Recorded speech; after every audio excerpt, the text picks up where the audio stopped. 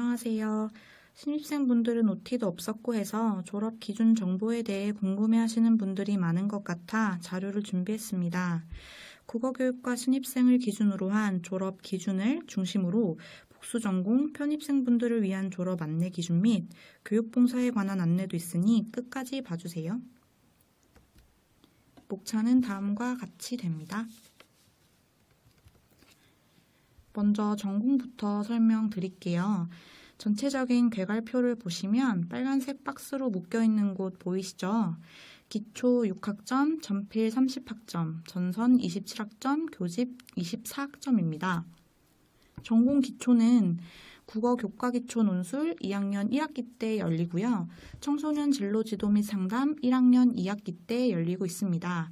이 두 과목을 들어주시면 6학점이 충족됩니다. 전필 30학점은 지금 PPT에 보이는 것과 같은 10개의 과목이 개설이 되는데요. 이 10개의 과목을 다 들어주셔야 30학점이 충분하게 충족됩니다. 전선은 전필을 제외한 나머지 과목들인데요. 이 중에서 9개 과목을 선택해서 들으시면 됩니다. 다음은 교직에 대해서 설명드릴게요. 교직은 총 24학점을 들으시면 됩니다. 교직 이론 14학점, 교직 소양 6학점, 학교 현장 실습 및 교육봉사활동 4학점을 모두 포함하면 총 24학점이 됩니다. 교직 소양은 아래에 보이는 것처럼 특수교육학개론, 학교폭력 예방의 이론과 실제, 교직 실무 이 세 과목인데요. 교직은 전공과 다르게 2학점으로 구성되어 있어서 이 세 가지의 과목을 다 들어주셔야 교직 소양 6학점이 만족이 됩니다. 교직 이론에 해당하는 과목들은 교직 소양을 제외한 나머지 과목들인데요. 예를 들면 교육학개론, 교육심리, 교육철학, 교육행정과 같은 과목들을 이야기합니다. 교직 인적성 검사 2회 그리고 응급처치 및 심폐소생술 2회도 이수를 하셔야 졸업이 가능한데요. 이거는 과에서 주관하는 것이 아니라 교직지원부에서 주관하고 있기 때문에 자세한 사항은 교직지원부로 전화하셔서 문의해 보시면 될 것 같습니다. 진탐이나 논문도 이수를 하셔야 졸업이 가능한데요. 진탐은 4학점 이상만 들어주시면 졸업이 가능합니다. 하지만 되도록 매 학기 수강을 권유드리는데요.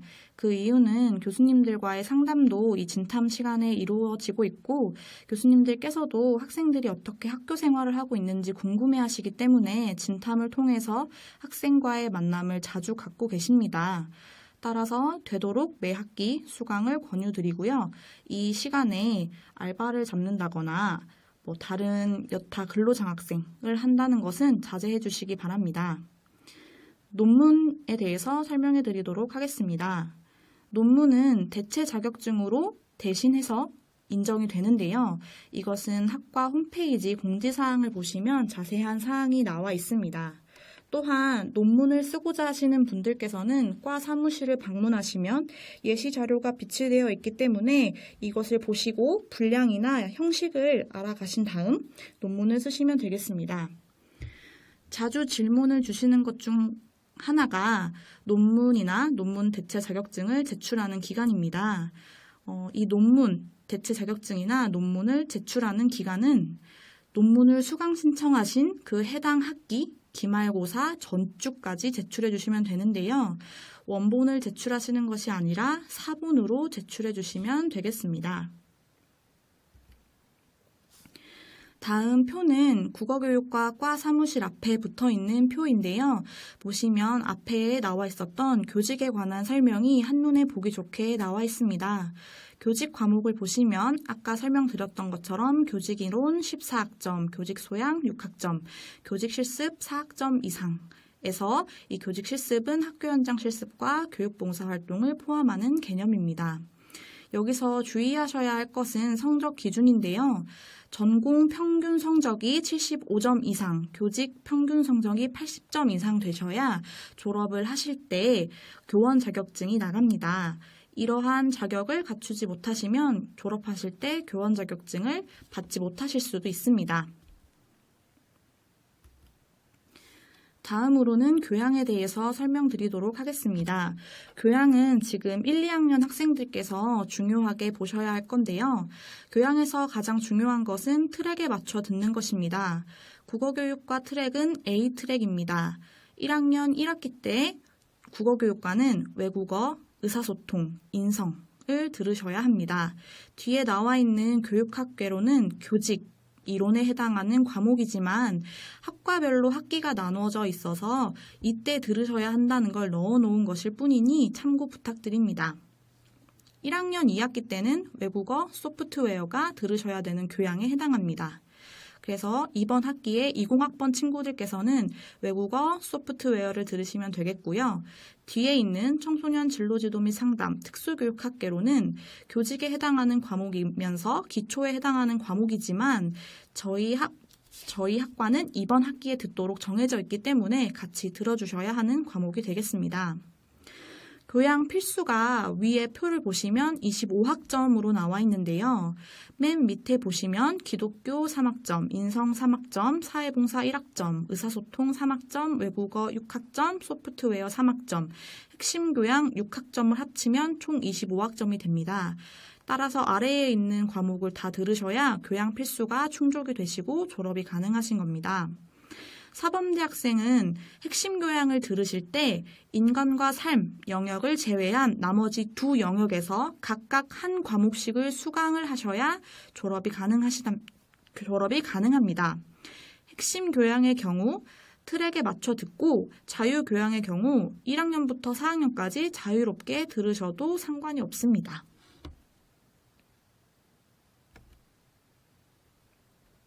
다음은 복수전공 및 편입생 분들을 위한 졸업 기준에 대해서 안내해 드리겠습니다.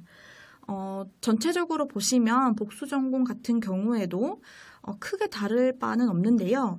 교직 복수전공의 경우 전필, 전선, 교직, 논문을 똑같이 수강을 해 주셔야 합니다. 이 경우에 주전공과에서 응급처치, 교봉, 교직, 적인성 검사 등을 이수하였으면 복수전공인 국교에서는 굳이 이수할 필요가 없으십니다. 진탄도 굳이 할 필요가 없으십니다. 하지만 전필이나 전선, 교직, 논문은 그대로 똑같이 기존의 학과 학생들과 똑같이 들어주시면 되겠습니다. 편입생 졸업 기준에 같은 경우 우리 학교는 3학년 편입생을 받고 있기 때문에 채플 2회, 성경 1회, 기초, 전선, 전필, 교직을 들어주시고 진탐은 4회, 논문도 패스해 주셔야 하고 응급처치, 교직 적인성 검사 2회씩 각각 수료해 주셔야 되고요. 사회봉사도 1회, 교육봉사도 1회씩 반드시 이수해 주셔야 졸업이 가능합니다. 편입생 분들의 경우 주의하셔야 할 것이 전에 있었던 학교에서 저희 학교에 있는 과목과 비슷한 과목을 들으셨을 경우 편입생 인정 교과목이라고 해서 자료를 제출하게 되어 있는데요. 이렇게 편입생 인정 교과목으로 졸업 이수 학점을 인정을 받아도 졸업 충족 요건인 65학점은 반드시 들어야 합니다.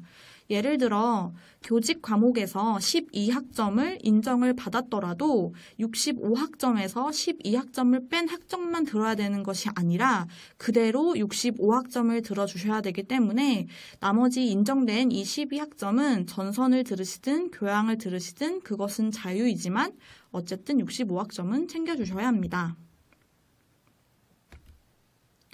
다음은 교육봉사에 대해서 설명드리도록 하겠습니다. 교육봉사가 변경된 사항이 많아서 제일 질문이 많으신데 자세하게 한번 설명드려볼게요. 이수학점은 2학점으로 카운팅 되고요. 이수시간은 총 60시간이십니다. 교육봉사 활동 시기 같은 경우 사범대 학생들은 1학년 1학기에 교육봉사 활동 오리엔테이션 이후에 3학년 2학기까지 교육봉사 활동을 하실 수 있으십니다. 교육봉사활동은 교직지원부에서 매학기 초에 실시하는 온라인 교육봉사활동 오리엔테이션을 이수한 뒤에 교육봉사활동 계획서를 작성해서 교직지원부로 제출한 후에 교육봉사를 나가실 수가 있습니다. 교육봉사활동 계획서를 제출하실 때에는 계획서 양식을 사범대학 홈페이지에서 다운받아 대략적인 계획을 세우시고 각 학과마다 교육봉사 담당 교수님께 가서 상담을 받은 후 이 계획서를 교직지원부로 제출하여야 합니다.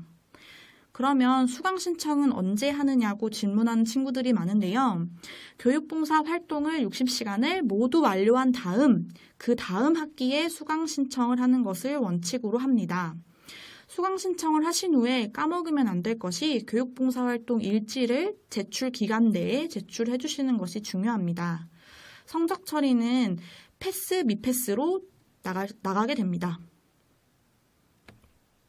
이 절차에 대해서 굉장히 궁금해하시는 분들이 많아서 표로 한번 정리해 보았습니다. 제일 먼저 1학년 1학기에 교육봉사 오리엔테이션을 온라인으로 수강한 후에 본인이 교육봉사를 나갈 기관을 선정을 하고 이때 교직지원부와 협의를 하라는 것은 교육봉사 활동이 인정되는 기관이 있고 인정되지 않는 기관이 있습니다. 그래서 이러한 것을 확인을 하고 교육봉사 활동 기관을 선정하시라는 말입니다. 그래서 기관을 선정을 하셨으면 교육봉사 관련 지도 교수님과 상담을 하여 계획서를 작성한 후에 교육봉사 계획서를 교직지원부로 제출하시면 됩니다. 이제 이때부터 교육봉사 활동을 실시하실 수 있는데요. 교육봉사를 하는 중간 상담이 이루어진 후에 60시간을 모두 채우고 교육봉사가 종료가 되면 교육봉사 활동 교과목 수강 신청을 하시고 완성된 교육봉사 일지를 제출하시면 패스가 되어 교육봉사를 이수한 것으로 나타나게 됩니다. 다음과 같은 절차대로 하지 않으면 교육봉사 활동 교과목 성적이 인정되지 않기 때문에 주의해서 해주시고 지금까지 궁금하신 사항이 있다면 언제든 과 사무실로 전화 주셔서 문의하시면 되겠습니다. 감사합니다.